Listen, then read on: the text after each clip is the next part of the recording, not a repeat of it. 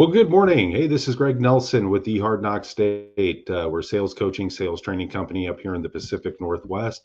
I've been in sales professional for over 20 years. So we're in a training and coaching sales management role. I'm a licensee for Grant Cardone. I'm licensed to deliver and talk to you today about this 10x sales strategies, Grant's 10x sales professional courses, his curriculum that he's compiled over the past 35, 40 years of his life and going through sales and building businesses. And if you don't know who Grant Cardone is, he's a best-selling author of a number of best-selling books, including The 10X Rule, The Only Difference Between Success and Failure. He holds over $7 billion, probably more like over $10 billion of real estate assets under management with his company, Cardone Capital. He's an owner and co-owner of 16 different privately held companies, each of them doing in excess of $100 million of revenue a year. He's been a star on the TV show Undercover Billionaire and The Turnaround King, and the list just goes on and on. The one thing about Grant is his sales strategies that he uses, that he teaches his sales staff to use, and that he teaches other individuals and major companies to use, they've been proven over the course of time. They're simple to understand, they're transparent for the buyer, and most importantly, they're effective. In fact, they're so effective. Throughout my selling career, I've always just been average. Okay, heck, even growing up, I grew up in an average middle class household in an average middle class neighborhood. And then when I got out into the workforce, I became average or trying to get up to average, right? And it wasn't until I got plugged into Grant Cardone's sales training and sales coaching that my sales started to uh, increase. And I've never looked back since. I went from being an average producer in a store, just right dead in the middle of the pack, to being one of the top producers out of 45 to 50 sales associates at that time. And then shortly after that, I got promoted into management, where I was teaching and coaching and training other sales professionals on how they could sell more, sell consistently, and earn more on each paycheck. Hey, we've been talking a lot about phones throughout the week, the past 10 days. It's all because of the upcoming free virtual live half-day workshop this Saturday, Phone Sales Mastery. And this is Grant's Phone Sales Mastery course. And with this free workshop, if you go to thehardknockstate.com, scroll right below the banner, it'll give you instructions on how to get your free ticket. You'll get a digital download, follow along and study at home, sales mastery workbook, phone sales mastery workbook. You'll also get access to my private Facebook sales professional networking group. You do have the ability to upgrade for only $19.95. That will give you 30 days on my Revenue Rocket sales group coaching. That's four individual 45-minute sessions each week. We'll go over a different 10x sales professional course each week. You'll get the workbooks along with that. If you were to buy just the sales coaching from my website, it's $395, but you get it for $19.95. Plus, you'll also get two of my classy contract closing pens. These are a nice quality metal fine ball pen with stylus at the end. It's a plunger. You don't have to worry about customer turning your fancy fountain pen the opposite direction and stripping it, breaking it. But you get all that. The pens are free shipping. You get all that for $19.95. So with the phones, I know we've been covering just a ton of information. In fact, it's probably more information than you've been able to take notes on. But let's get into a little bit more of this. I want to start talking to you about quality fact finding. Okay, qualifying our customer. When we're doing this, regardless of whether it's in person or over the phone, we want to make sure we're qualifying them for the solution of their problem. We're not qualifying them to see at this point in time to see if they have the wherewithal in order to buy the product. Once you have somebody on the phone and they haven't hung up, you're all set. Okay, you've made your greeting. It's time to immediately jump into qualifying to see even if you have a problem or a product that will solve the problem that they have. The goal here is to get the customer into communication with you. The goal is to get them to talk to you. Your questions must allow you to gather data that you could use to build a client profile and to understand why or if they're going to buy from you and how you're going to get in front of this person. You could literally just come right out and ask, hey, if I could solve one problem for you, what would that be? What's the single biggest challenge you're experiencing right now? What problem do you have right now with our product and our inventory, our machinery, our insurance plans that will solve your needs? Okay, you'd be surprised how often the buyer will come right out and tell you. They don't even know your name, but they're all ready to spill the beans. And all you have to do is just ask. Whenever a client reveals a problem they're having, you must quantify it. Okay, let's say this problem is a real big pain in their side. Okay, uh, we need to ask them how much money do we think that we want them to put a dollar amount to it. We want to ask them how much money do you think that's costing them. Okay, this quantifies the pain that they're going through, and it really logically in the caller's mind, it really breaks it down to really see what they're missing by not having your solution. Okay. Um, what's the ultimate cost to the buyer not having the product or the service? Okay, so build your list of quality fact finding questions, and remember, it's the person asking the questions and getting the answers that controls the sales conversation. So when we close, let's talk about the close a little bit. When we close, we're not going to close them on the money. You're going to close them on a future presentation. This is us closing for the appointment over the phone. Okay. And to get a solid appointment time established. When the prospect gives you the option for a presentation at a future time, like, hey, call me next Tuesday, that's not an appointment. Okay, let me think about it. It's not a close. Let me talk to my guys about it. Isn't closing the deal or isn't closing for an appointment. When closing on an appointment, you want to push for today as soon as possible. Push for later today. If you can't uh, get it today, hey, how about tomorrow? Okay, how about the next day? How about the third day? Once he says yes, I could do that, or she says yes, that will work for me. Or I need to check with my spouse, or I need to check with my partner, or the coworker coming in. Just tell them, hey, instead of saying call me back, just go, no problem, I'll hold. Hey, I need to check with my spouse. Okay, I'll hold. And then just let them go talk to their spouse while you're still on the phone. By hanging up the phone and having them calling back, you're putting more risk into the equation. Okay, you're putting an additional step into the equation, and you're banking on the fact that that person's actually going to call you back. When in reality, what they're going to do is they're going to move right down the list, and they're going to call the next store on the list they compiled of the places they want to research to buy their product or service. When they agree to a specific time, like 11 a.m., then you confirm it. Okay, hey, and we need to ask. This will have the buyer lock in their own appointment, confirm their appointment.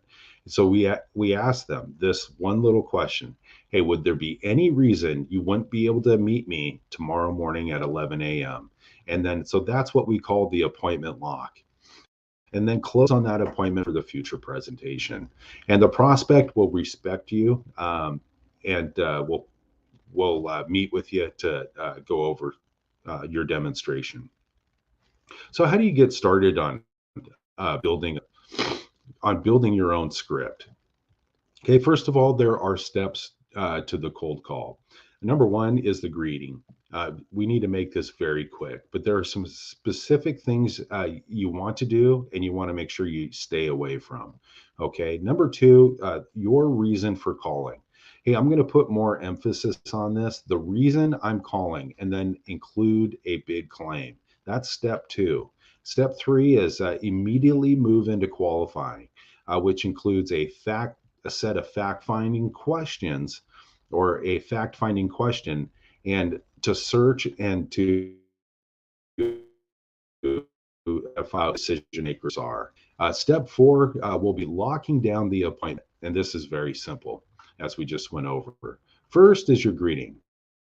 Very quick, speak clearly, have confidence. Hey, this is Greg with the Hard Knock State.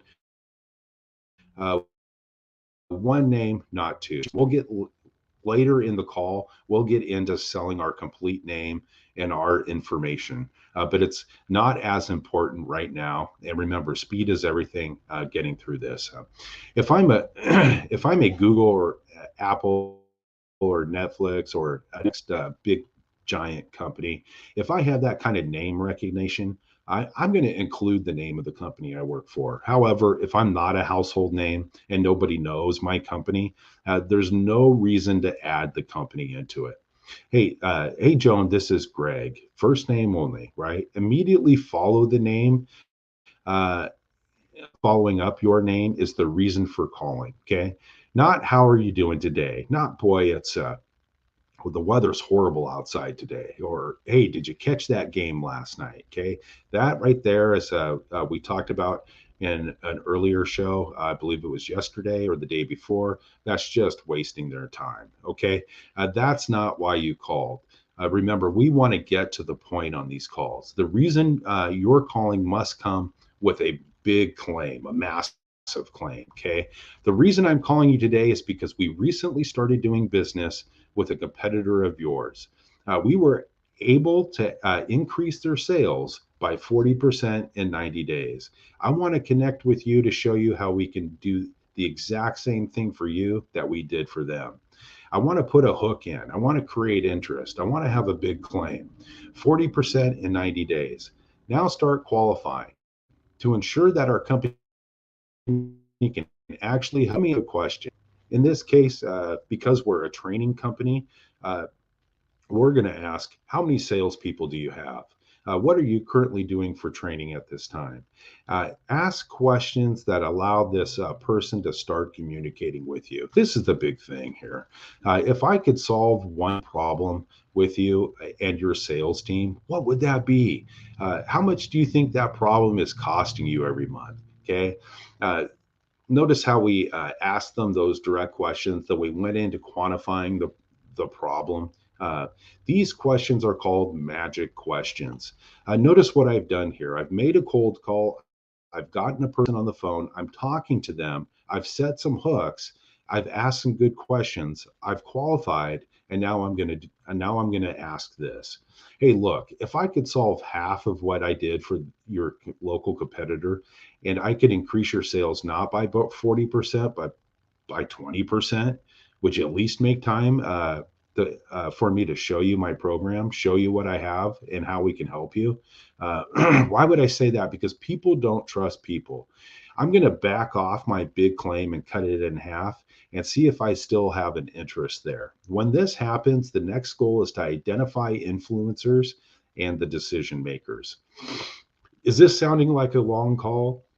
It's not. It's exactly the right amount. Okay, but us just going once you just start going through this script and you bang bang bang, you just nail all these points. It goes really quickly. Uh, you ask, is he saying, yeah, I'd be interested in this? If he is, if they're even remotely interested, just say, hey, great. Other than yourself, who else will need to be involved in this decision? Or other than yourself, who else will need to be involved in a decision on a project like this?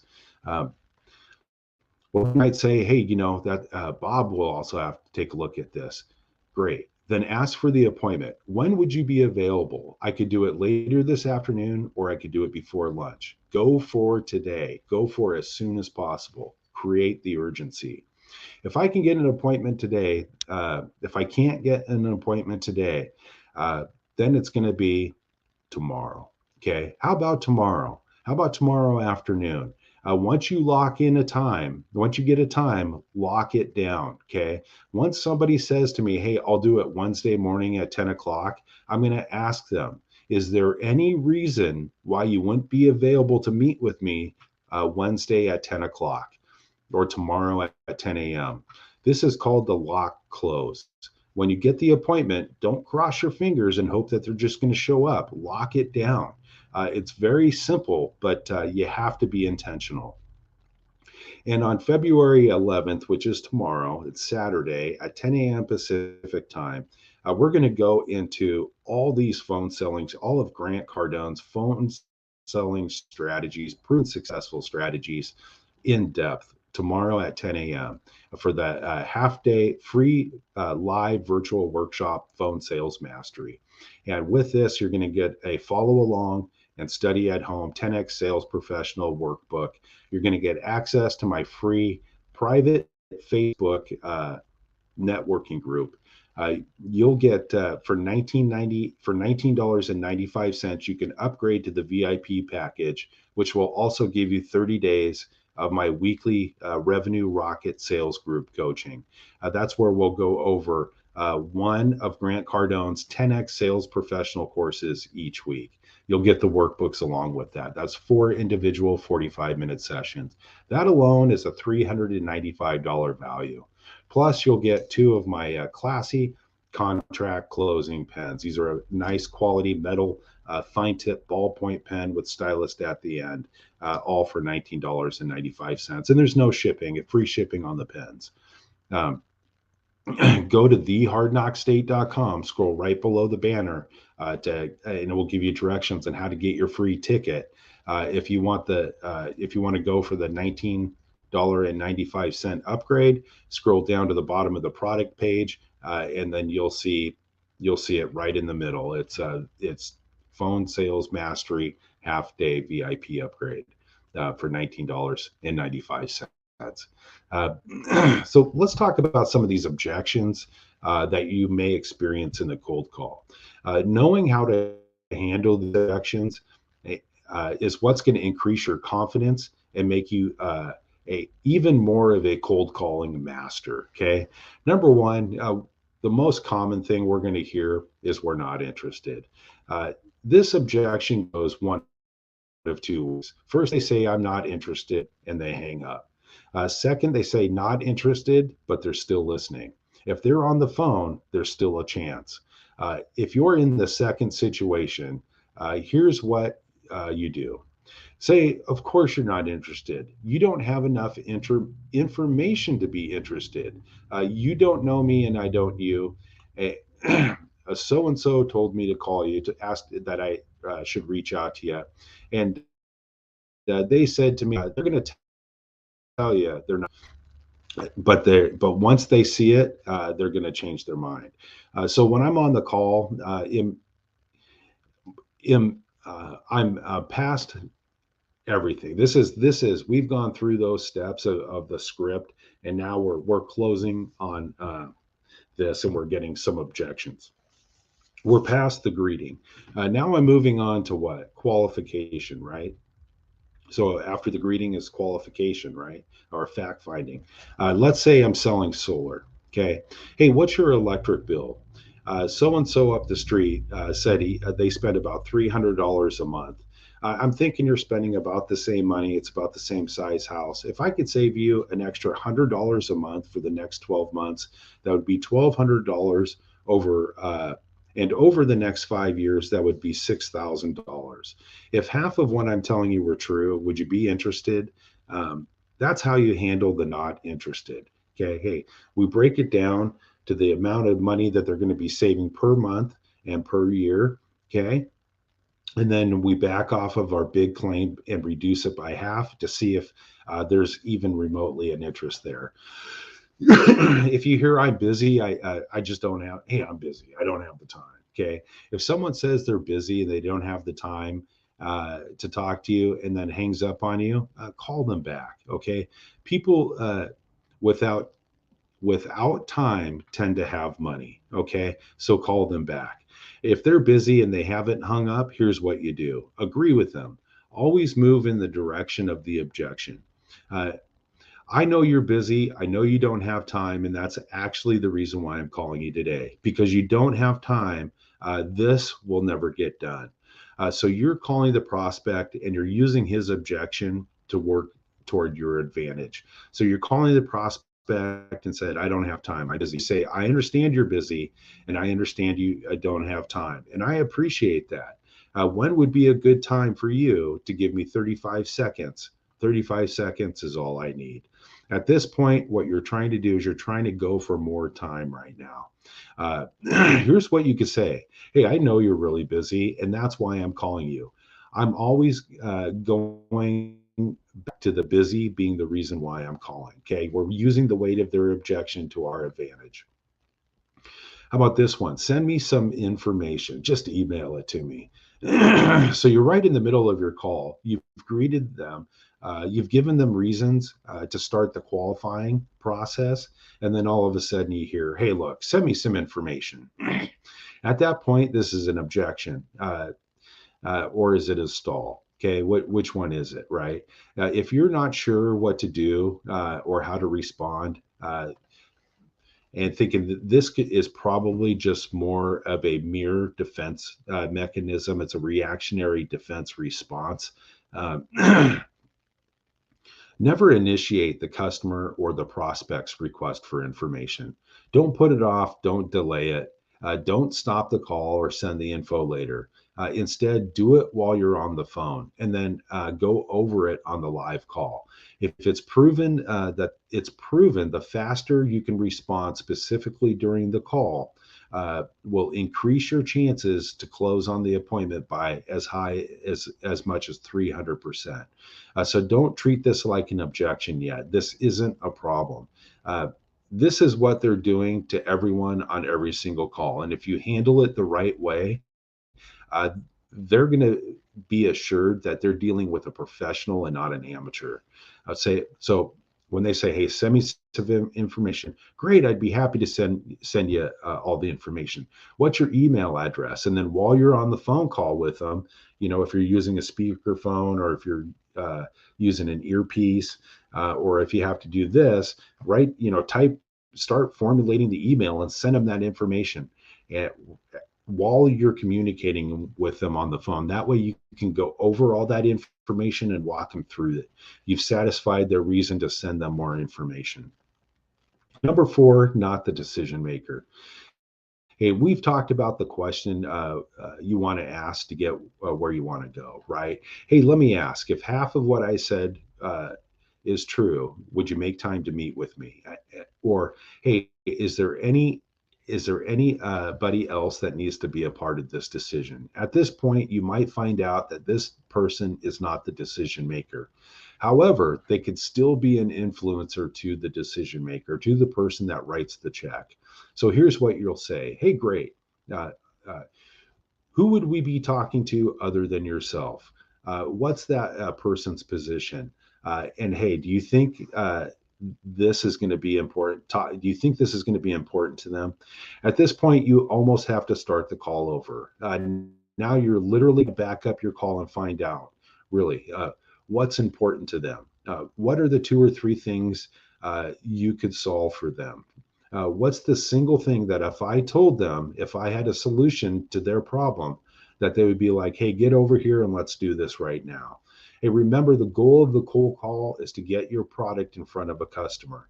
It's to make a proposal for you to present something, for you to demonstrate your product and then make a proposal on that product. Your goal is to find out if you have a product that can solve their problems and their needs, and one where we can set hooks into it. Okay.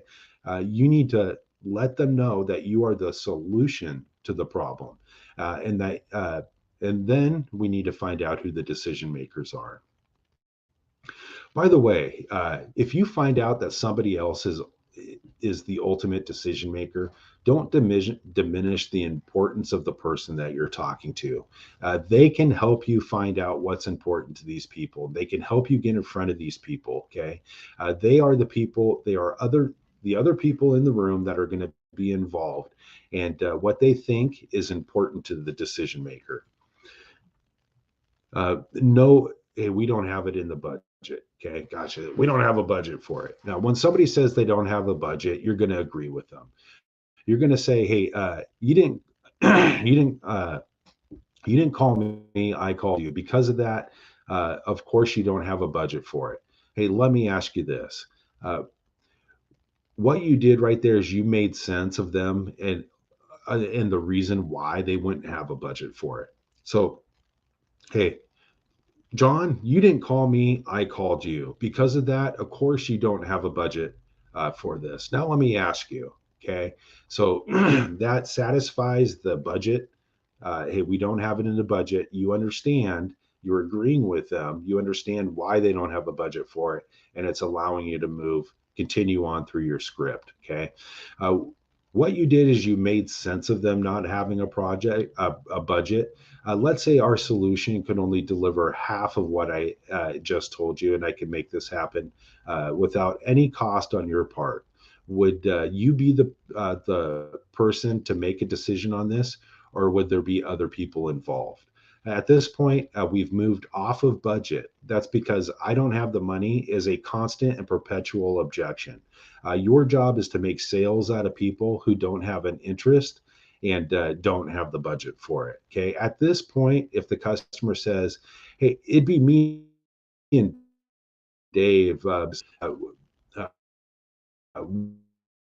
we don't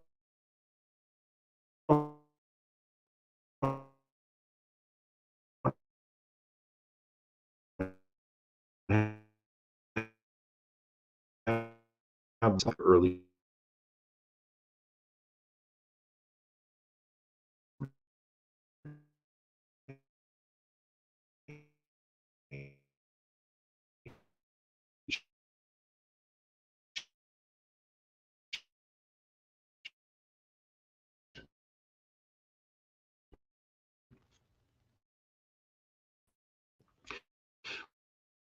what you want to get in front of the customer. This director, the executive of the board, my husband. Hey, you're going to hear this, hear it all, and you're going to hear this one a lot. Okay. Hey, I got to talk to Mama. I got to talk. If I got to talk to the CFO, the CEO, or the board. Um, Remember, our rule of handling objections: stay positive, list of them, get them all down with their titles, and then ask, based on what you know about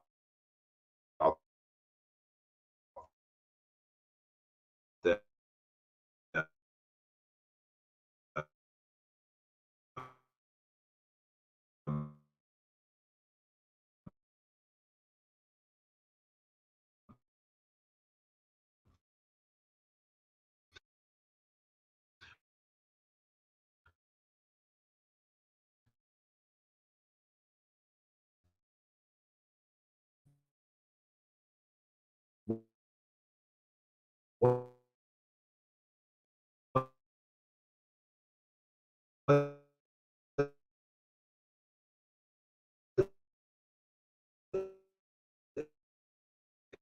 person in the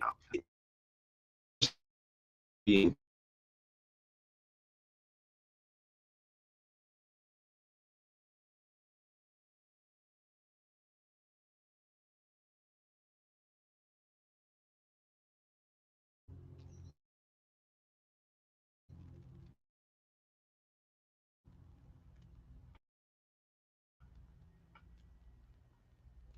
Oh, looks like we're back on. He Grant tells this story. He was buying a big piece of real estate, a portfolio actually, and there were 5 people involved in this sale. The main guy died, and they had to sell sell the property. Grant asked his contact, Robert, where he stood with other people. And Robert said, Grant, there's only one guy that matters. Suddenly, Grant's not dealing with the five people. He's only dealing with the one guy. Grant wants to find out what happened with the other deals before. So he asked Robert, at what level of purchase do they get involved? This purchase is $40,000. Do they get involved in every $40,000 purchase? Robert says they get involved in everything at $40,000. Now it's clear that some micromanaging is going on. Why would a company scrutinize at that? Because they've made major mistakes before. So Grant asked Robert, what happened the last time he bought that deal? Okay, Grant, I brought them this deal. I told them we should do it. We did it, and it was a complete disaster. This guy's not even going to present the deal. He has no standing with them. You've got to handle those things, but to handle them, you got to have these answers. What happened the last time? Why did it go bad? And find out where you're at in this deal. Number 7 would be the price objection. It's too much money, and you're going to hear this. This would be in the greeting. Okay. One approach you should try is flipping this call so you actually bring up the price before you present your product. When you do that, you'll get some immediate objections, but that's a good thing because when you get an objection early, you can handle it and move on to selling your product. By getting the objections out early, it allows you to properly do your demonstration and to increase the value into the product or service that you're selling. So let's say you tell them to handle all of your needs for a company this size, it will typically run about 1.7 million. That's a big number, right? And it's probably going to sound to your like that to your prospect. They'll likely tell you it's crazy, and then you agree. Remember, we're going to handle we're going through these objections, right? We're handling these objections. That's where you say, hey, I agree with you. You have right now sound like too much. $4 would be too much. Allow me to show you what I do. Let's put the money aside just for a second. So now I'm allowed to do my presentation. What's the guy across from me thinking right now? Or on the other side of the phone? Dude, 1.7, this better be good. I actually have more interest from them now than I did previously. Now do your presentation, and you've got to make sense of the 1.7 million. Remember, we got to build 10 times its value, twice as much of its value in the presentation of this. It doesn't matter if it's 1.7 million or $500. You're going to get a price objection, and you got to make sense of it. Price objection in the greeting is different from price objection after the presentation. When somebody says to me in the greeting, it's too much money, they just don't have enough information. How could they, right? By flipping your sales model and bringing up price before your presentation, you're going to get an objection. And when you do, you're going to say, of course, it's too much money. Any number would be too much money. You don't even know what the product does yet. You don't even know if it can solve your problems. You've won because now you've got interest, and now you can deliver your presentation. We didn't use the last one that we bought. People have 100 things they quit on. In fact, this is more often than not the reason why they won't buy. People don't have a positive buying decision about something right now because it reminds them of the other things they purchased that they never followed through on. They tell them, look, let me ask you, when's the last time you bought something and didn't use it? Yeah, that's what I'm telling you to do here, okay? We didn't use the last one. Because you didn't use the last one, does that mean that will be the case this time, moving forward with this product that you actually need? What you do here is you're rehabilitating the person. Tell me about when the last time you did something and it worked out. Okay, tell me about the last product you bought a long time ago that you still use today. We want to get this person off of thinking about what he's not using and what he did buy, he or she did purchase that they still are using. In addition, there are tons of things we buy that we don't constantly use. Think about it. You have your toilet in your house. Are you using it right now? You have a swimming pool in your backyard. Are you using it right now? You're not using it. If you have a pool table or gym equipment in your house, are you currently using it right now? You have a car that's sitting in your driveway or sitting in your parking garage that you're not using at this moment, but it's there when you need it.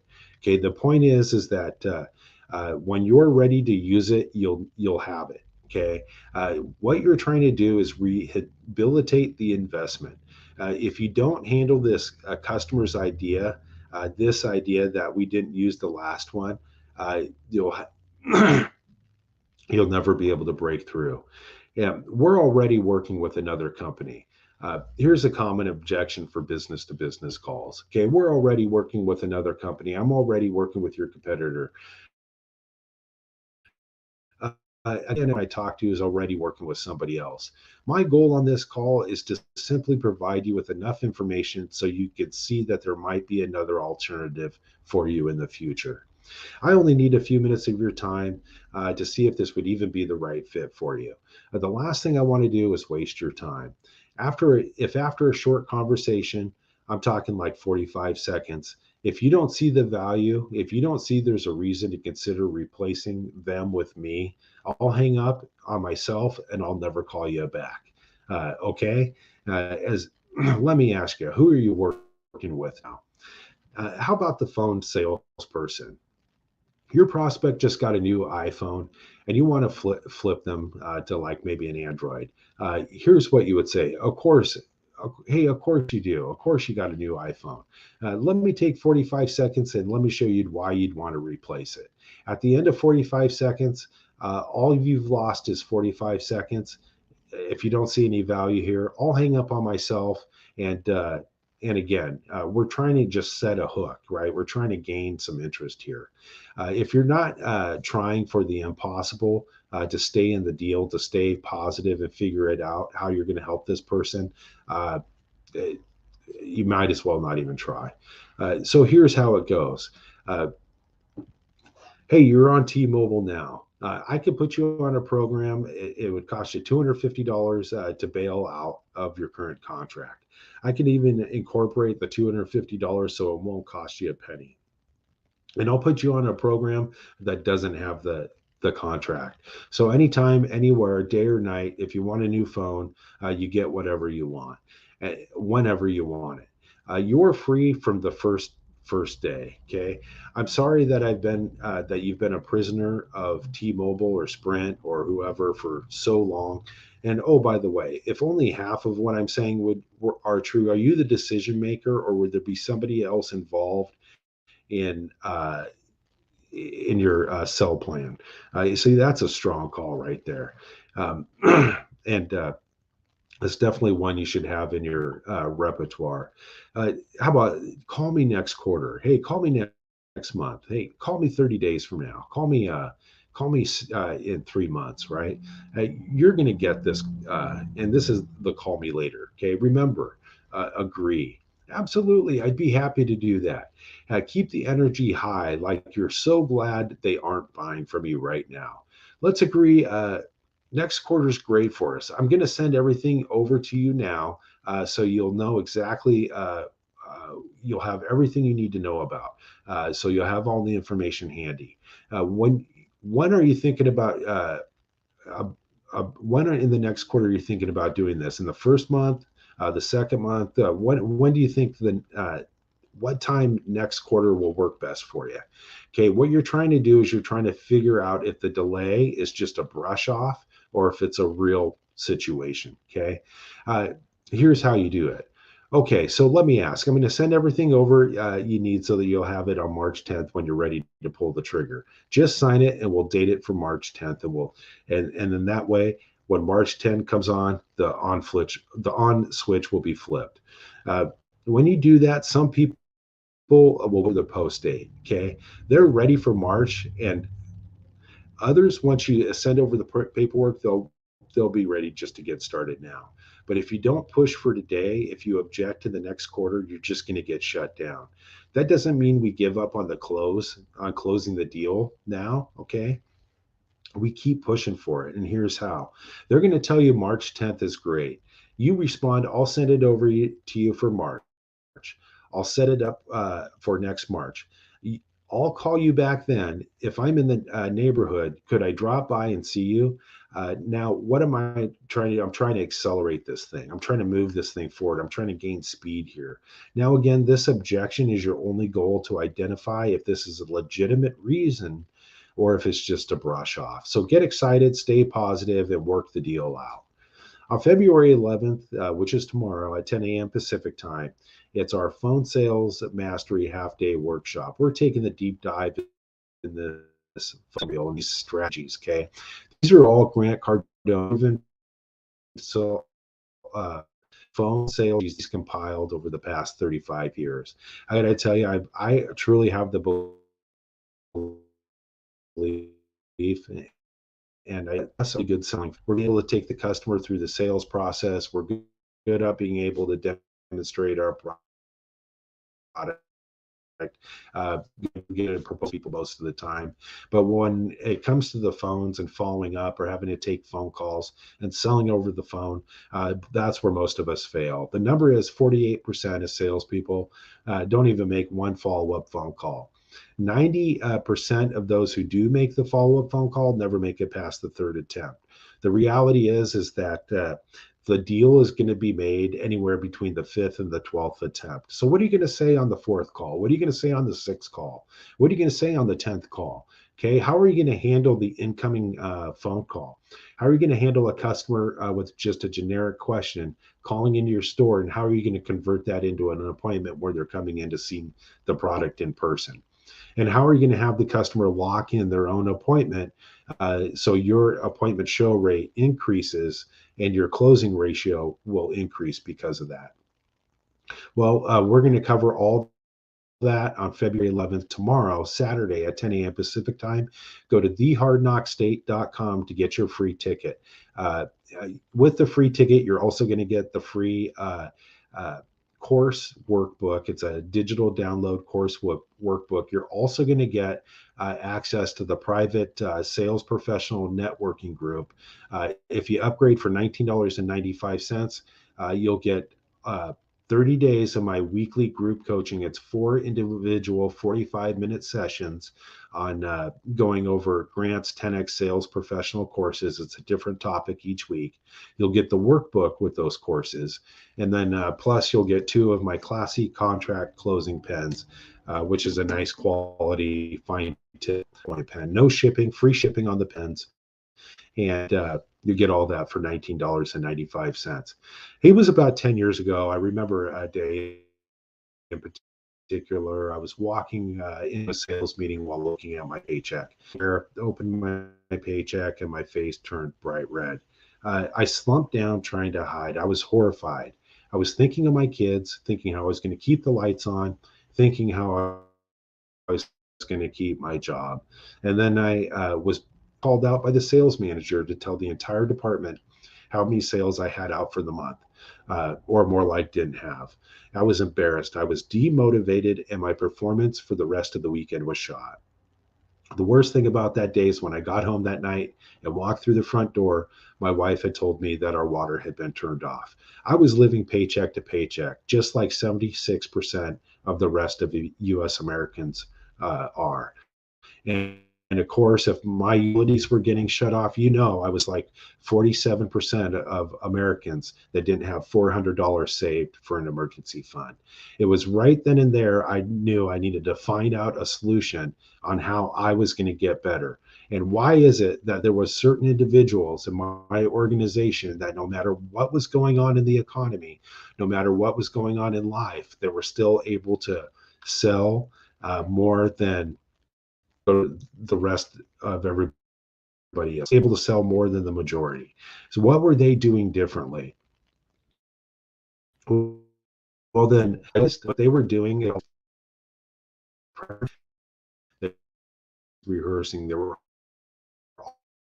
always getting on their time. They're studying their and mastering their craft. They were perfecting their skills. And I believe if we can get everybody to sell 3 to 6 units more per month, there will be a lifestyle change for everybody, no matter what your skill level is at this point in time. Whether you're a green pea, whether you're an average sales producer, whether you're a top producer, if we can get everybody to sell 3 to 6 more units per month, it will truly mean a lifestyle change for everybody. Um, After I left the dealership, I really developed this strong feeling, almost a mission, if you will, a spiritual mission that it's my goal, it's my mission from now until I end my career, that I'm going to help 10 million people understand and know these strategies to where they can live a successful life through a rewarding career in sales. And that's what I want to do for you. Simply reach me and uh, let's get you some help, and let's stop the madness. Let's get it to where you're no longer scraping by. You're no longer just showing up to work. You're controlling your day. You're controlling your income, and you're looking on to better and brighter things in the future. Go to thehardknockstate.com, and I'm happy to help. Hey, thanks. Recap. Really appreciate your time.